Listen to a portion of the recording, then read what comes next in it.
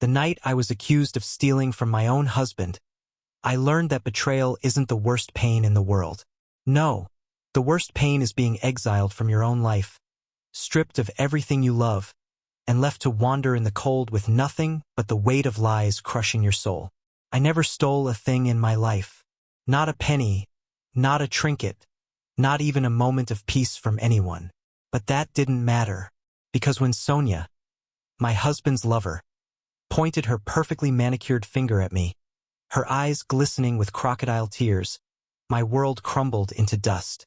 My husband, Armin, the man I had loved, the father of my child, stood there, his face twisted in anger. "Say it, Lena," he demanded, his voice cold and unyielding. "Tell me the truth." The truth? The truth was standing right in front of him, but he refused to see it. He refused to see me. It happened on a cold November night, in the home I had built with love, sacrifice, and years of devotion. The accusation was simple, brutal, and designed to destroy me. I had stolen 50,000 rupees from my husband's business account. The money was gone, and Sonia, his so-called business associate and trusted friend, had made sure the blame landed squarely on me. I looked at her, standing beside him, her hands clutching his arm like she was the victim. Her eyes shimmered with fake sorrow, but I could see the triumph hidden beneath. She had won. She had stolen my husband, and now she was stealing my dignity, my place in this home, my very identity. "You think I did this?" I whispered, my voice trembling, barely holding itself together. Armin ran a hand through his hair, frustration etched into every line of his face. "The money's gone, Lena. Who else could it be?" I laughed, but it came out broken, hollow. "After 6 years of marriage, this is what you think of me? That I would steal from my own family?"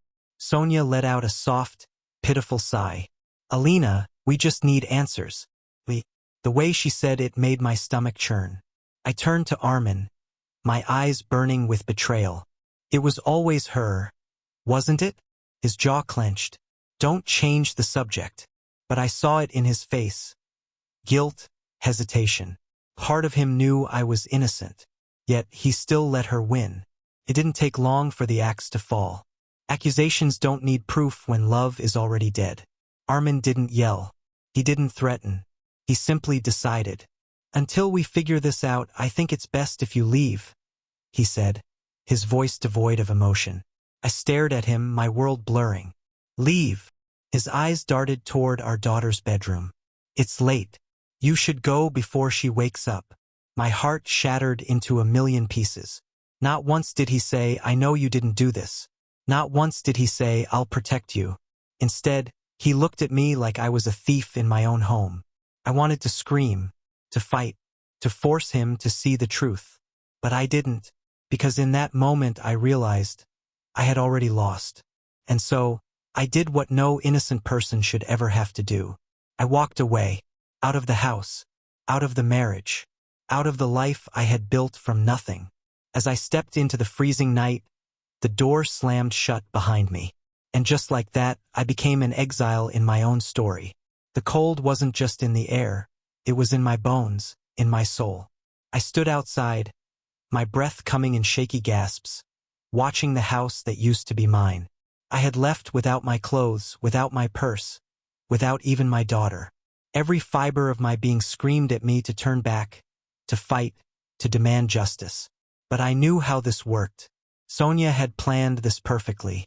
If I made a scene, if I pounded on that door begging for my child, it would only prove her point, that I was unstable, reckless, undeserving. So instead I walked, through the empty streets, through the biting wind, through a life that had suddenly stopped belonging to me. By the time I reached the main road, my fingers were numb, my legs weak. I pulled out my phone, my mind racing. Who do I call? I had no family in this city, no close friends, because Armin had been my whole world. I dialed his number anyway, straight to voicemail. I tried again, and again. Blocked. I felt like the ground had been ripped from beneath me. I had gone from a wife to a nobody in minutes. And the worst part? Somewhere inside that house, my daughter was sleeping peacefully, without knowing her mother had just been erased. The first place I went was the police station.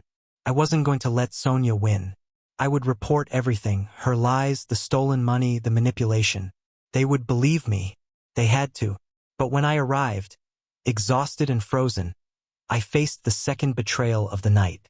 The officer on duty frowned at me. "You're Lena Zuffer?" "Yes." He exchanged a look with his colleague. "There's already a report against you." My breath caught. "What?" He flipped through a file. "Armin Zuffer filed a complaint about 2 hours ago. Said there was a theft in his home and that you left in a hurry." I nearly laughed. Left in a hurry? He threw me out. But Sonia had been smarter than me. She knew I would fight back. So she had planned for it. The officer leaned forward. "Are you here to turn yourself in?" For the first time in my life, I felt true fear. They weren't going to help me. They were going to arrest me. I shook my head. "No," I whispered, stepping back. "It's a mistake."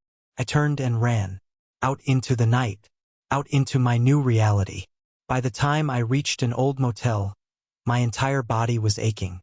The only money I had was a single crumpled bill in my coat pocket. It was barely enough for one night. The receptionist looked me up and down with suspicion before handing me a key. I walked into the tiny, freezing room and collapsed onto the bed. For the first time that night, I let the tears come. I cried for my daughter, my home, my life. I cried for the fact that in just a few hours, I had lost everything. And worst of all, I had no idea how to get it back. The next morning, I woke up to a harsh realization.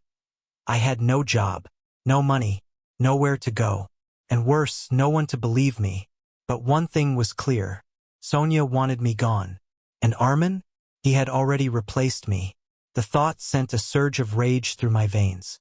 They thought I would disappear. They thought I would stay silent. But they were wrong. I wasn't just going to get my daughter back. I was going to destroy them. The morning was colder than the night before. Or maybe it was just me.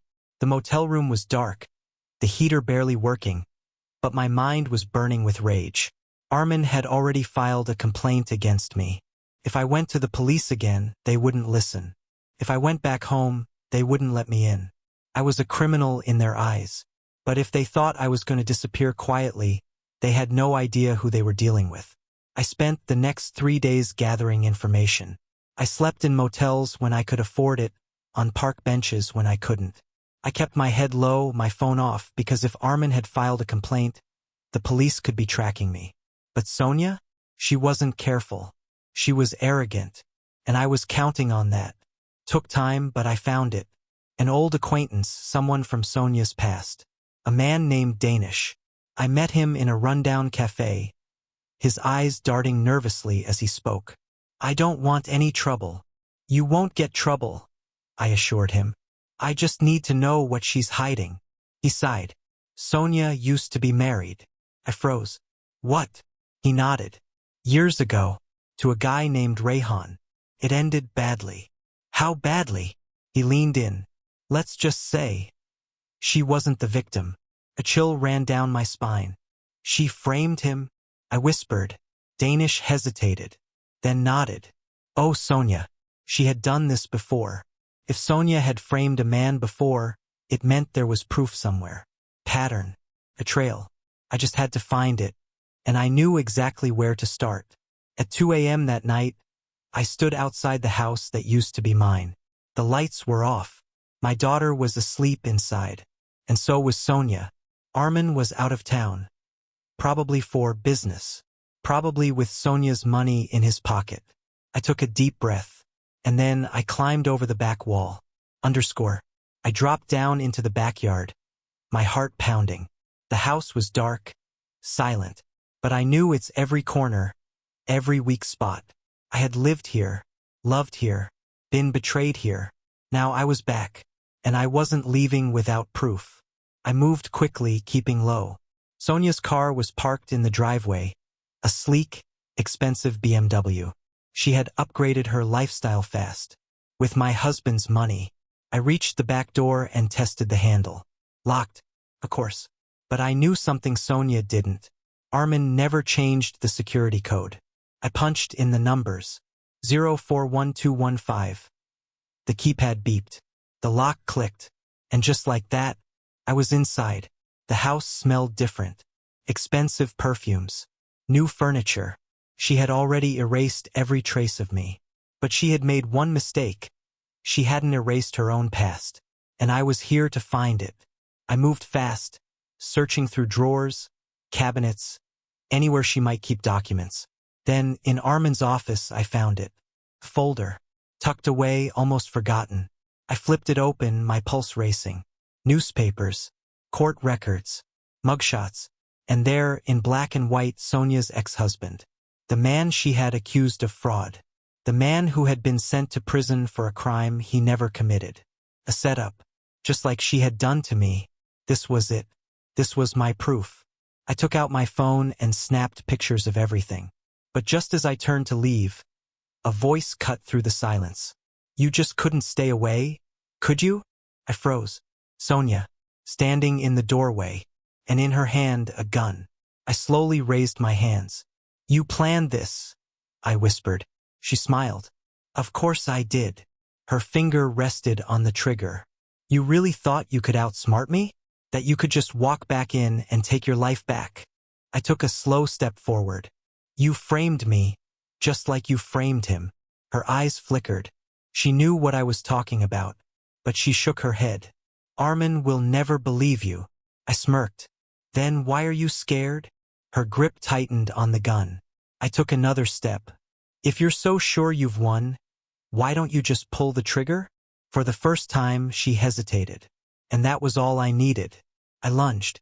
We crashed into the desk. The gun went off bang, shattering the window behind us. I grabbed her wrist, twisting the gun away. She screamed, nails clawing at my face, but I wasn't weak anymore. I was done losing. I slammed her hand against the desk. Once, twice, until the gun dropped. She gasped, eyes wide with fear. I picked up the gun and aimed it at her. Her breath hitched. You won't shoot. I smiled. Watch me. I pulled the trigger. Click. Empty. She stared at me, stunned. I leaned in close. Next time, don't leave your safety on. Her face paled. I grabbed the files, turned, and walked out the door. I had everything I needed now. It was time to end this. By morning, I was ready. I had the files, the proof, the story of her past deception, and how she was repeating it with Armin.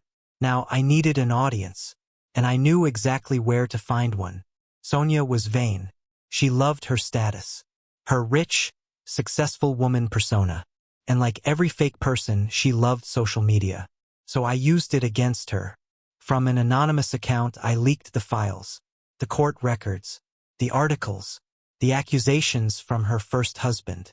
I sent them to news outlets, blog, WhatsApp groups, and most importantly, to Armin. Then I sat back and waited for the storm to hit. By the afternoon, Sonia's perfect world was in flames. #ExpoSonia was trending online. Armin's phone was blowing up with messages, news reports, calls from friends and business partners. His perfect woman was now the center of a scandal. But the best part? Sonia had no idea it was me. Not yet. It happened that evening. Outside their favorite restaurant, the place Armin once took me on our anniversaries. I watched from a distance as Armin threw the papers in Sonia's face.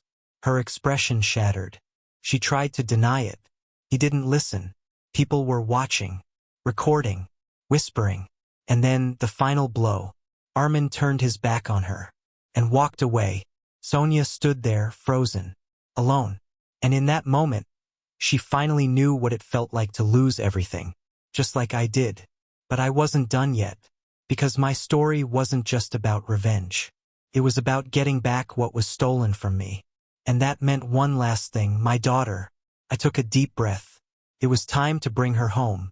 I stood outside the house for the last time. No fear. No hesitation. Just purpose. The war was over. Sonia was ruined. Armin had abandoned her. But I wasn't here for them. I was here for her. I knocked. A moment later, the door opened. Armin stood there. For the first time, he looked defeated. Dark circles under his eyes. His once perfect posture broken. He stared at me, then sighed. You won. I didn't smile, didn't gloat. This was never a game, I said quietly. You let her destroy me, but I won't let her destroy my daughter. His jaw tightened. Guilt, regret. Then he stepped aside. And there, behind him, she ran into my arms. Her little hands wrapped around me, her small voice shaking. Mama, I missed you. Tears burned my eyes as I held her close. I missed you more than she would ever know. I looked up at Armin. I'm taking her, I said. Not a request. A statement. He didn't argue, didn't fight.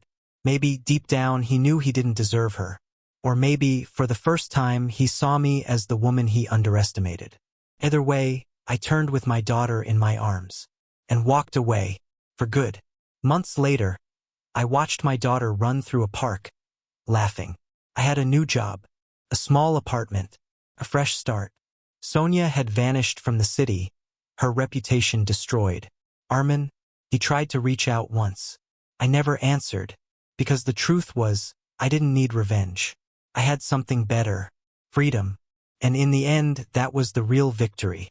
The end.